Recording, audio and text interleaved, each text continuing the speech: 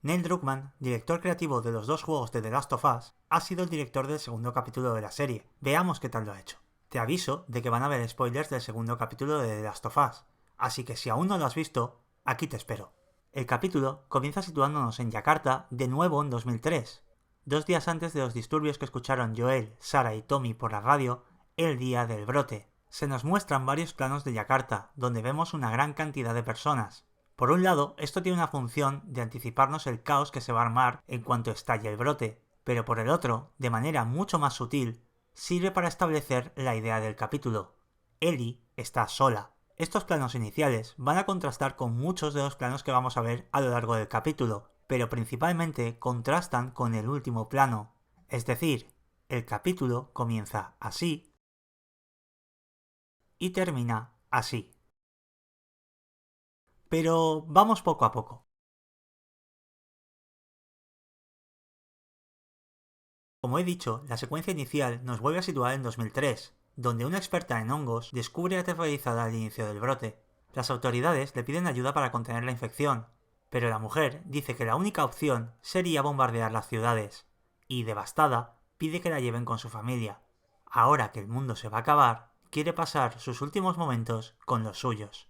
Esta secuencia tiene varios propósitos. En primer lugar, vamos conociendo poco a poco el inicio de la infección.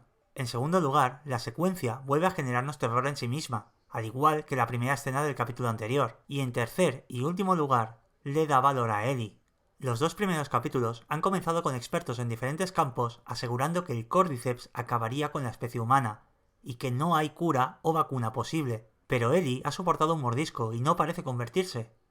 Ellie es única. Ya de vuelta en 2023 vemos el despertar de Ellie, que es visualmente una rima del despertar de Sarah en el capítulo anterior. Y no es casual. Ah, y tampoco será la última rima visual que veamos en este capítulo, pero ya llegaremos a eso. Del mismo modo que en el primer episodio vivimos todo el primer tramo desde el punto de vista de Sarah, en este capítulo el punto de vista principal va a ser el de Ellie. No será el único, pero sí el que predomine. Y va a ser así por dos motivos. Uno narrativo y el otro dramático. Con dramático me refiero a que va a ser el punto de vista desde el cual se nos van a expresar más emociones. Ellie nació después del brote y ha crecido en el mundo del apocalipsis, pero nunca ha salido de la zona de contención, o mejor dicho, nunca ha estado tan lejos. La mayor parte de cosas que conoce son por el colegio, los libros o de oídas, como nos harán saber a lo largo del episodio. Esto la hace un personaje perfecto para que sirva de nexo con el espectador, ya que al tener que darle información a ella sobre las reglas del mundo, de paso se le da la información al espectador. ¿Qué pasó en la ciudad? ¿Cómo funcionan los infectados? ¿Qué hacer con los chasqueadores? Pero además, Ellie está emocionada por salir a ese mundo. La chica es capaz de maravillarse a pesar de estar en un mundo destruido, por lo que transmite cierta esperanza.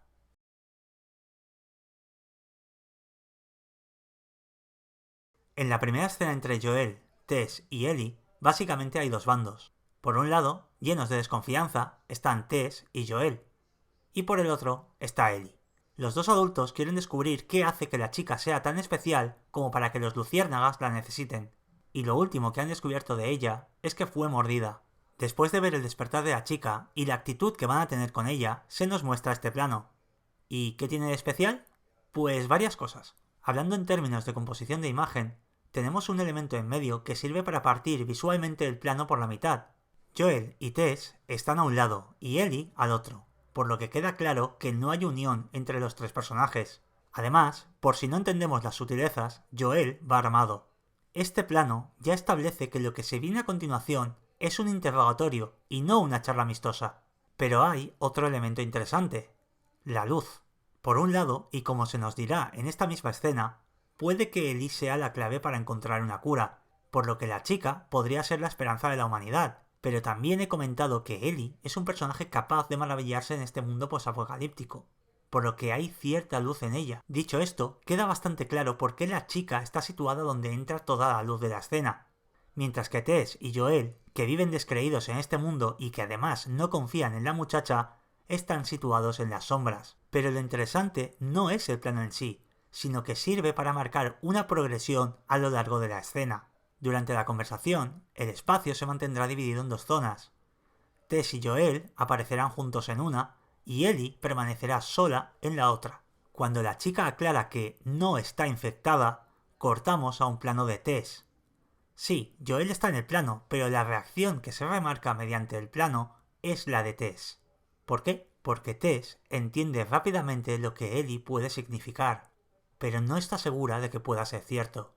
En el siguiente plano, técnicamente tenemos a los tres personajes juntos, pero la composición y la iluminación de la imagen nos muestra a dos sombras encerrando a Ellie. Todavía es un interrogatorio. El primer breve acercamiento lo tenemos cuando Tess permite a Ellie ir a mear, pero aún las vemos demasiado distanciadas. El momento en el que Ellie se va sirve para que Tess exteriorice sus dudas y hable con Joel, que se mantiene negativo. Puede que esté recortado contra la luz, pero sigue siendo una sombra. Cuando Ellie vuelve, la mujer se muestra más amable con ella, y entonces llega el momento en el que le pregunta por qué es tan importante y trata de acercarse a Ellie. De hecho, se acerca físicamente y por fin comparten plano. Sin embargo, Joel se mantiene apartado y en las sombras, porque no cree en la posibilidad de una cura. Y así es como llegamos a este plano, en el que Tess está ahora del lado de Ellie. Cuando Joel le dice a Tess que deberían volver, la mujer se levanta y le pide que completen la entrega, que lleven a Ellie con los luciérnagas. Así ha visto por primera vez Ellie a Joel y Tess al comenzar la escena. Y así le pide Tess a Joel que lleven a la chica con los luciérnagas. El acercamiento de la mujer con la chica se nos muestra de forma visual. Esto no significa que Ellie vaya a estar siempre bañada por la luz como si fuera una santa, sino que en esta escena concreta, la luz en Ellie se utiliza para mostrar la progresión de Tess, en conjunto con la composición de los planos. Un poco más adelante en el capítulo, Ellie y Joel se van a quedar solos mientras Tess encuentra la forma de abrirles camino. Parece que vamos a tener otra escena de acercamiento, pero no es así. En todo momento, aunque Ellie trata de conectar con Joel, cada uno se mantiene en su plano. Lo más parecido a un acercamiento que tienen es cuando la chica le pregunta datos sobre los infectados, y Joel responde a su pregunta. Pero es un acercamiento vacío, así que aunque el valor de plano se vuelve más cercano para ambos, ya que los dos pasan de un plano medio frontal a un primer plano lateral, en realidad siguen igual de distantes. Tras el encuentro con los chasqueadores, Ellie resulta nuevamente mordida. Esto es un pequeño cambio respecto al juego, pero es necesario. En el juego, Ellie puede respirar las esporas sin contagiarse, pero como en la serie decidieron eliminar las esporas, es necesario este segundo mordisco. ¿Por qué? Porque gracias a esto, Ellie puede demostrar que realmente es inmune, y así la esperanza de Tess queda justificada. Sin embargo, tras el encuentro, Joel sigue siendo muy negativo y piensa que quizá este nuevo mordisco sí infecte a Ellie. Tess, que acaba de ser mordida y sabe que le queda poco tiempo, se enfada con Joel y le dice que por una vez intente quedarse con la parte buena, así que por fin Ellie y Joel pueden compartir plano. Sí, a lo largo del viaje y durante el combate les hemos visto compartir plano, pero este es su primer acercamiento. Acaban de estar a punto de morir, pero Ellie valora las vistas, y eso da que pensar a Joel. Después de que las dos chicas reanuden la marcha, Joel se queda solo unos segundos y mira el reloj que le regaló su hija. El reloj que se paró cuando su hija murió en sus brazos, el día que perdió toda esperanza. Por eso sabemos que le va a costar recuperarla y por lo tanto conectar con Ellie. Y sí, es cierto que este momento es tal cual la escena del videojuego, pero como ya dije en el análisis del primer capítulo, parece que la premisa ha sido, si la escena del juego funcionaba, déjala tal cual o lo más parecida posible. Cuando finalmente llegan a su destino, descubren que los luciérnagas están muertos, y ante la insistencia de Joel de volver a casa, Tess estalla diciendo que ella ya no tiene casa, dando a entender que está infectada. Lo que nos lleva a este plano. La composición del plano no es exactamente igual, pero es inevitable que al ver esta imagen, esta otra nos vuelva a la cabeza. Pero ahora, Tess es la infectada. Incluso cuando unos segundos después Ellie por fin lo confirme, el desarrollo de la escena nos recordará un poco a la escena anterior. Enséñamelo. A ver el brazo. Pero hay una segunda idea muy interesante en este plano. En composición de imágenes, las líneas pueden ayudar a transmitir sensaciones, como expliqué en el vídeo de Perfect Blue. pero también pueden servir para resaltar elementos o incluso para guiar la mirada del espectador. Esto ha sido así en la pintura, la fotografía y por supuesto el cine, o las series en este caso. En este momento, Tess acaba de decir que no tiene dónde volver y rápidamente entendemos que está infectada, pero en este plano la importancia no la tiene Tess. Ellie está situada en el centro del plano, enmarcada en el arco de la estancia e incluso unos cables acotan su espacio como si fuera una viñeta de cómic. La chica se ha quedado más lejos de Tess, pero por la posición de la cámara es el personaje que tenemos más cerca, y convenientemente los cuerpos de los cadáveres trazan líneas en su dirección. Esto es composición visual. Un montón de elementos en el plano guían nuestra mirada hacia Ellie, a pesar de que la atención debería ser hacia Tess. ¿Por qué? Porque la chica por fin parecía haber conectado con la mujer. Y si la mujer está infectada, Ellie vuelve a quedarse sola. Si Tess muere, la que más pierde es Ellie. El detalle clave es que, aunque aún no lo sabemos, esta es la segunda vez que Ellie pierde a alguien con quien ha conectado. Por eso la atención del plano se centra en ella en este momento. Espera, ¿cómo que la segunda vez? Enseguida te lo explico. Tras el sacrificio de Tess, Joel opta por tragarse lo que siente y simplemente seguir avanzando. En todo lo que llevan de viaje, Ellie y Joel apenas han tenido un breve momento de acercamiento muy superficial. Para Joel, Ellie es una misión que cumplir. Por su parte, la chica vuelve a sentirse completamente sola. Y el plano del final del capítulo así nos lo muestra.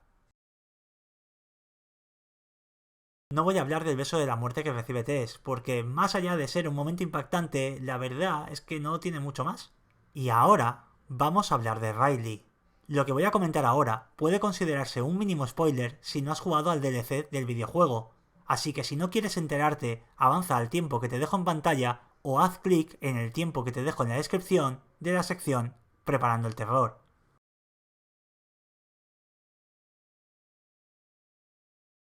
The Last of Us tuvo un DLC de contenido extra que se llamó Left Behind, que, entre otras cosas, contaba el momento en el que Ellie fue mordida.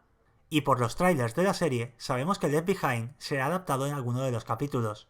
A lo largo de este episodio, Ellie habla de ese momento con Tess, pero omite un detalle importante. Ellie no se coló sola en el centro comercial. En el juego, Riley se nos muestra en un primer momento como una amiga de Ellie, aunque acabaremos descubriendo que es algo más. Ese día, Ellie pudo sobrevivir y descubrió que era inmune, pero Riley no tuvo tanta suerte.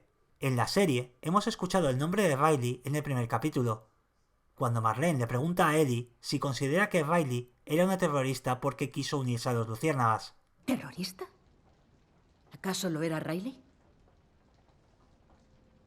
Pero no ha sido la única vez que Riley ha estado presente de algún modo. Cuando Tess y Ellie van charlando sobre cómo la mordieron, la mujer le pregunta a la chica si entró sola en el centro comercial.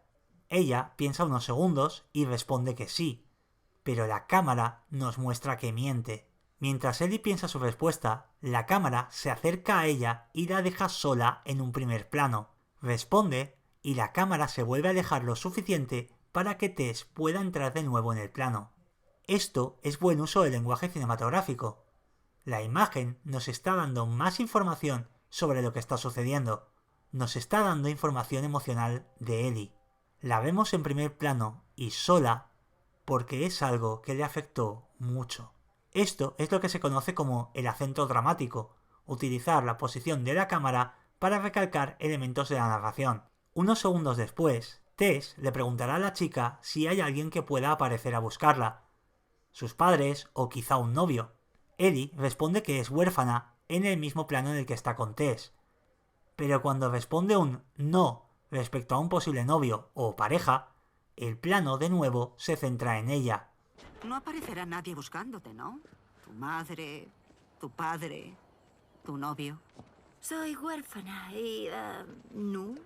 Aún no conocemos a Riley, pero la forma en la que estas dos respuestas están filmadas y lo que supone para Ellie el final del capítulo es una señal de buen uso del lenguaje cinematográfico, ya que las imágenes han de mostrar lo que siente el personaje, aunque no necesariamente de forma obvia.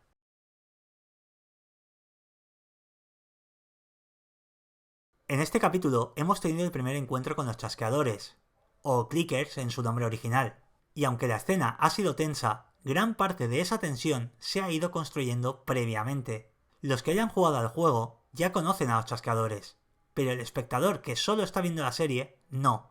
Así que hay que presentarlos de la manera adecuada para que no parezcan meros infectados. Veamos cómo lo ha hecho Neil Druckmann. Los personajes caminan mientras Ellie va lanzando preguntas en base a cosas que ha ido escuchando. En realidad, varias de las cosas que Ellie ha escuchado son guiños al juego, pero eso no es relevante. El tono de la conversación es bastante distendido, pero cuando la niña pregunta por los chasqueadores, todos se quedan en silencio. Silencio que se rompe de esta manera.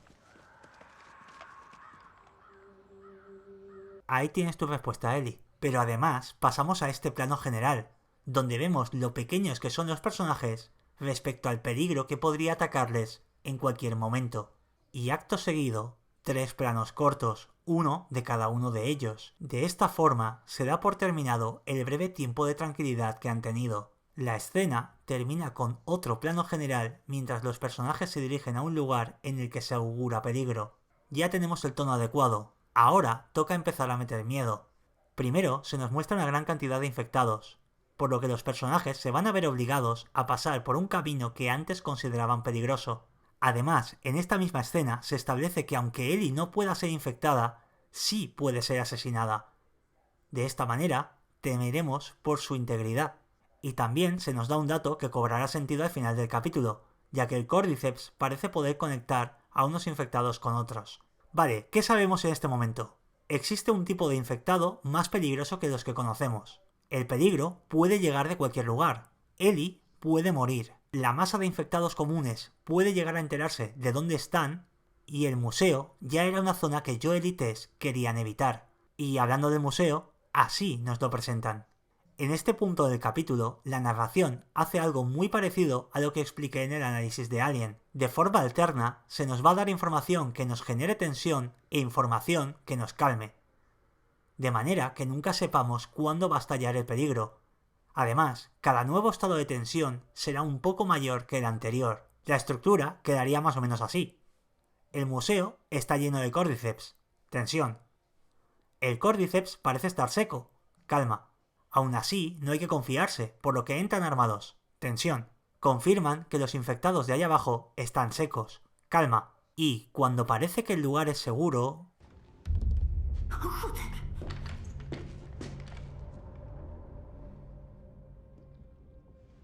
No es solo un muerto reciente. Es alguien que ha sido atacado por algo especialmente salvaje. La tensión está ahora por las nubes. Incluso mientras suben las escaleras, tenemos un pico más de tensión cuando parece que Ellie podría haberles alertado. Este momento, por cierto, tiene su propia rima en el capítulo, en el momento en el que Joel es descubierto de la misma forma. Que los chasqueadores supongan una amenaza peligrosa se construye previamente a que el espectador los vea por primera vez. Así que ahora, completamente sugestionados y tras escuchar su crispante sonido, es hora de conocerlos. De momento, la serie continúa con un equilibrio prácticamente perfecto entre mostrar guiños para quienes ya eran fan del juego y ser capaz de ser una serie interesante por sí misma. Aún no sé si catalogarla de obra maestra como hace mucha gente, la verdad es que últimamente ese título se otorga con mucha facilidad, pero sí está resultando una gran serie. Y Neil Druckmann, quien ya dejó escenas muy bien dirigidas en las 2 entregas de los videojuegos, se constata aquí como un director como mínimo competente. Si el vídeo te ha gustado, ayúdame a propagarlo como el Cordyceps y pásaselo a tus amigos fans del juego o de la serie. Y recuerda suscribirte y sobre todo activar las notificaciones para que YouTube te avise cuando suba el siguiente vídeo. Yo soy Sebastián, un saludo y hasta el próximo vídeo.